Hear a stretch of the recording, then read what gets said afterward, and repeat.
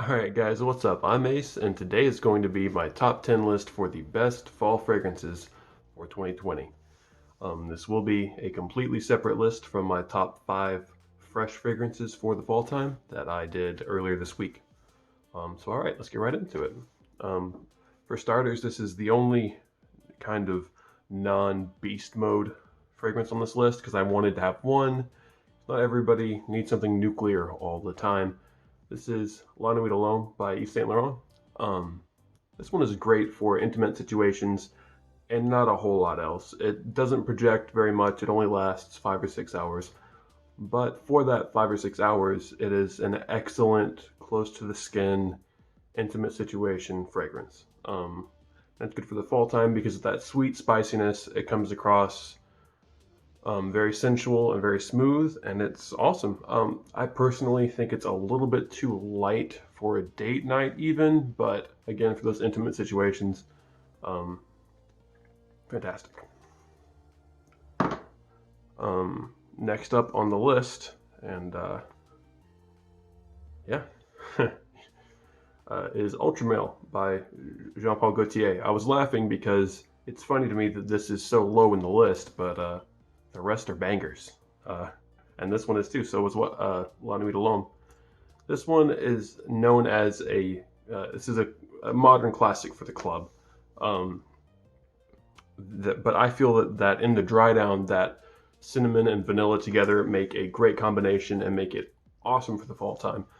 Go easy on your sprays, even in the cooler fall days. Go easy on your sprays if you're going into work or if you're, going anywhere where you might be in tight quarters around people. 2 sprays is plenty on this guy, but that fruity opening is great, and then that dry down especially is very well suited to the fall time. And none of us are really going to the club right now, so this is a good time of year to wear it, even if you can't go to the club, and use it that way. That's how I'm using it this year. Next up on the list, this is number 8. Root beer vibes. Acqua di Gio Profumo. This one is a Tonka dominant fragrance that a lot of people, myself included, say gives them either cream soda or root beer vibes. For me, it's I guess more of like an IBC cream soda vibe from this guy. Not much to say about it. Just like the last one on the list, which I don't think I mentioned, it lasts 8 to 10 hours and projects very heavily. On this one, you can go 2-3 sprays and you're fine. But it's a great fragrance. But it's a great fragrance that will last you all day. Smells sweet, smells potentially good for a date night, decent for office wear, and so on. All right, move on to the next one. Number 7 is one that I'm actually really excited about, and I'm glad to have in my collection. Got it, about a month ago now. I will say the name of this, which is Oud Mazing by Montal, I feel is a little bit misleading. I think if Fig Mazing would have been more appropriate. It is predominantly a fig fragrance, which is like a dark fruity accord there, and man, it's done well. The oud in here is good too, and you do get the oud in the dry down after it goes into some kind of masculine florals. It's hedione or synthetic jasmine, kind of like what's in Acqua di Gio, if you're able to pick that up in Acqua di Gio, in the mid, and then on the top it's that fig, and it's fantastic, and it is nuclear. 3 sprays max on this guy, and it will last you. It's still there the next day, 100%. If you don't shower and scrub, it's going to be there. But it is pretty awesome. It gets great compliments, awesome longevity, niche quality, and you can pick it up for under $100 discounted. Hard to beat that. I wouldn't call it fresh, but it is fruity and mass appealing. More sweet than fresh, but Oud Mazing by Montal, awesome one for the fall time. Up next is one of my absolute favorites of all time, from Parfum de Marly, Leighton. This guy, is a legend for good reason. I'll go ahead and do notes first off because there's a lot to cover on notes. This is a complicated one to explain because there's a lot going on. So off the top, when you initially spray it, you get kind of a combo between the apple and geranium. To some people, when they first smell it, it can come across overly mentholated, almost like Vicks Vapo Rub. But give it just 30 seconds and that'll go away. But initial spray sometimes is a little bit too much for some people. But once that settles down, it's that apple and that geranium, which comes across very minty in this, very wintergreen-esque. As it dries down, that goes into vanilla and cinnamon and sandalwood. As it dries down further, that sandalwood combines with some, I believe it's cedar, and it transitions from fruity and fresh to very sweet and a little bit spicy down to very woody. And it transitions very smoothly, but these are very full transitions. Like, it smells almost like a completely different fragrance in each one of those transitions, which is one of my favorite things about this, is because it transitions so well. And it will last you a solid 10, 11 hours from start to finish, and project for a good portion of that. It is just a fantastic fragrance, 100% worth the money. I know it's a lot, but it's worth it. If I were to, this is one that I genuinely, if I were to get rid of everything else, I would probably keep this one. All right, so we are into the top 5 now. Next up is a Dior from the Dior private line, Fève de Luxueuse. Now this is one that a lot of people say leans feminine. And I agree with that to some extent. It doesn't bother me. It doesn't lean feminine enough to dissuade me from wearing it. But what you get is mostly like a spicy cherry off the beginning, and then as it dries down, you get that vanillic tonka bean combining with some praline, which is just a subtle dark fruitiness, and some chocolate, and you get a very gourmand dry down. And it just smells fantastic. I don't really care. I wear this one for me, not for anybody else. It does lean a little bit feminine. It doesn't bother me. Might bother some guys, but really this one is one that I wear around the house for me because I like the smell. It's not one that I wear out to get compliments, but for me, if you haven't smelled this, you owe it to yourself to at least get a decant of it, at least get a sample of it. It is awesome. Great longevity, great projection, and it's not one that I go anosmic to easily, which I like because I love the smell. Number 4 by Killian, Black Phantom. Black Phantom by Killian.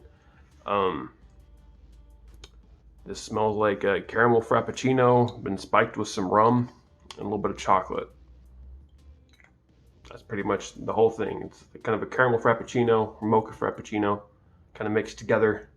A little bit of booziness, not booziness like alcohol on your breath, but booziness like the smell of alcohol. Like, not the smell of alcohol, like, hard to explain, but it does kind of have a rum smell, but not an alcoholic rum smell. But predominantly it's that coffee and the caramel and the vanilla and the kind of chocolate in there. Very gourmand, very powerful, very long lasting. This one is fantastic fragrance. Another one that is very expensive, but in my opinion, very much worth the money.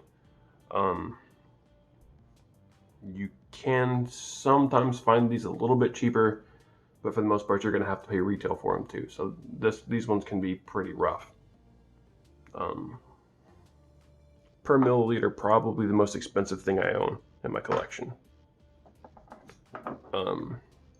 Next up, number 3, we have Sunset in Heaven by Parfums Vintage.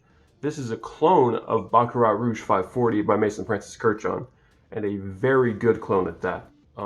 The reason I do not have Baccarat Rouge 540 by MFK in this list is because I do not own Baccarat Rouge 540, but this one here is a fantastic clone. maybe the best clone generally that I've ever smelled. Like the closest to the original, other than maybe Emperor from the same house compared to the vintage Aventus. Genuinely, this is one of the best clones I've ever smelled. Really fantastic, really phenomenal. Highly recommended. Lasts 12 plus hours, projects just like the original, which is big in a good way. Not heavily, but you will get projected wafts very frequently. It's not a scent that I can really describe because it is just generally an indescribable scent almost. It's spicy, sweet, but it's not a spice like I've smelled before. Really, if you haven't smelled Baccarat Rouge 540 or something similar to it, I really can't describe it to you, but I highly recommend you at least try something. This one is an excellent clone. I do have a decant of the original. I do prefer the original, but this one is a bang-on clone. I mean, 98, 99% clone. To me, it's so hard to tell the difference that I just went with this, even though it's nearly as expensive as the original. I did save a little bit of money and got a little bit more juice with this one, so I went with this one.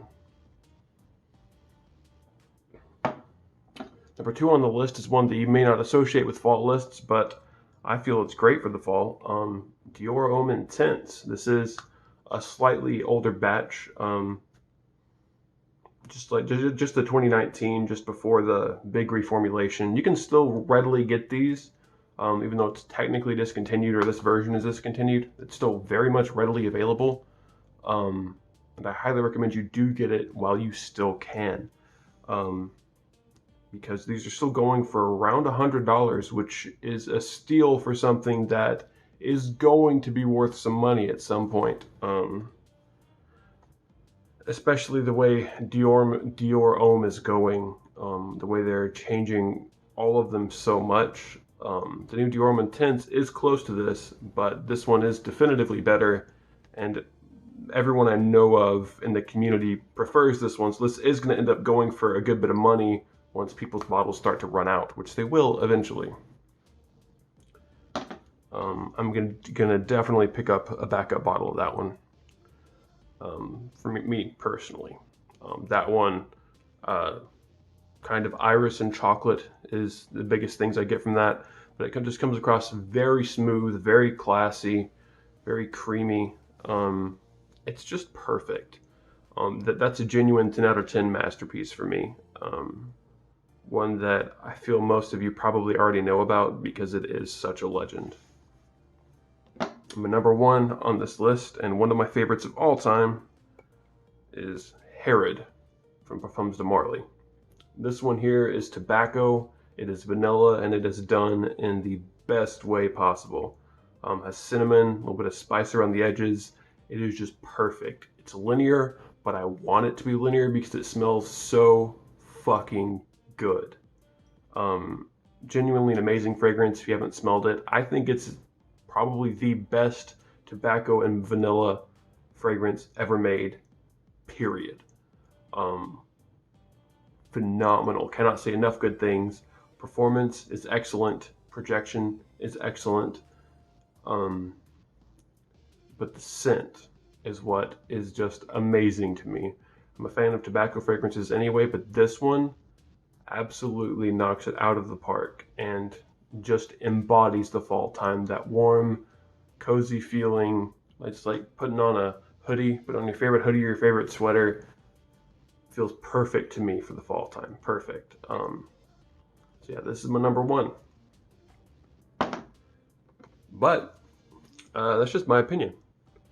What are your favorite fall time fragrances? I know for me, Pegasus from Parfums de Marly could have also made it in this list, along with probably 1 Million. The original 1 Million I think is still good. Maybe not top 10 worthy, but it's still solid. But what are some of your favorite fall time fragrances? I'd love to hear what you got.